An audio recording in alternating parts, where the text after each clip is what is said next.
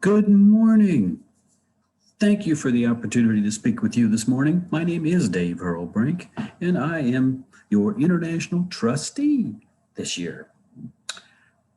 I'll bet you didn't know that my mother's name was Gertrude.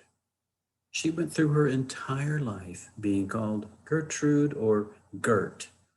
Now, I loved my mother, but I think she kind of got some kind of a complex about that name. Look around today. Do you see very many women named Gertrude? Same thing goes for Kiwanis. There's a lot of service clubs out there with wonderful names. We get Kiwanis, which apparently means we make a loud noise or we serve, one or the other. Not sure exactly how those two can be confused, but that's what I'm told. Sometimes I think that name gets in the way of what we're trying to do as Kiwanians. You try to tell somebody about our club and they ask, oh, is that cute little cuddly bear? No. Or they assume we're talking about that Australian airline. Why couldn't we have a really cool name like the Dynamic Do-Gooders? Or maybe the Herculean Heroes? No? Well, very powerful names, but it's not the name that's important, is it? It's what we do. We serve the children of the world. And now, especially in this time of pandemic, we Kiwanians are more important than ever. Providing food and meals and coats and hats and gloves and school supplies and who knows what else to our communities. You all know the trying times we've gone through, from stay-at-home orders to business closures to not having the chance to meet each other in person meetings. But look what you all did. You adapted. You changed. A year ago, Zoom was the sound that a jet made when it flew overhead. Now we all know what Zoom is. We even have hybrid meetings, some in person, some online. COVID has forced us to adapt and change at a rate that has never been seen before. And you are the ones that did it. You made it happen. Charles Darwin's quoted as saying, "It is not the fastest or the strongest of the species that survives, but the ones that are the most adaptable." As the disco song says, I will survive. We will survive. We will thrive.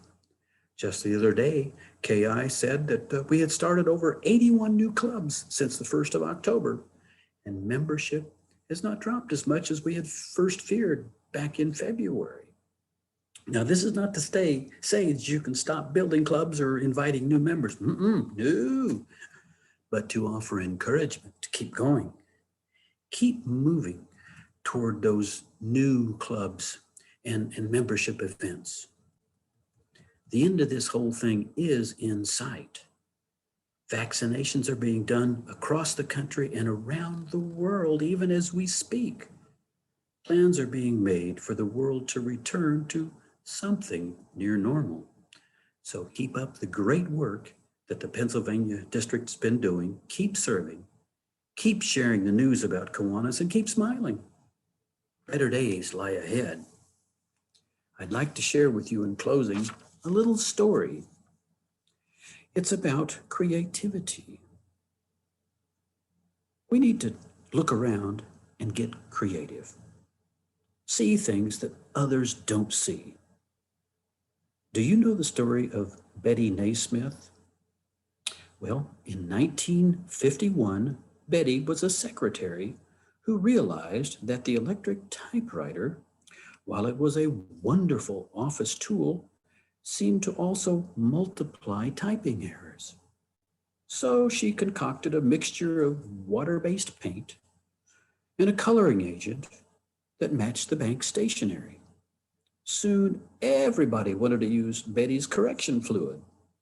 By 1956, 5 years later, she'd quit her job and sold the fluid full-time. In 1979, Gillette bought her Liquid Paper Corporation for $47.5 million. She found a niche. She found something that everybody else was overlooking. Now, that's not the whole story. The sole heir to her fortune is her son, Michael Naismith. If that name sounds familiar and you're of my age, and you think back to the 1960s, TV show, rock group, The Monkees, yep, it's that Michael Naismith. So I leave you with this. What opportunities are right under your nose? What lemons could you turn into lemonade today? That is my challenge. Thank you and have a great mid-year.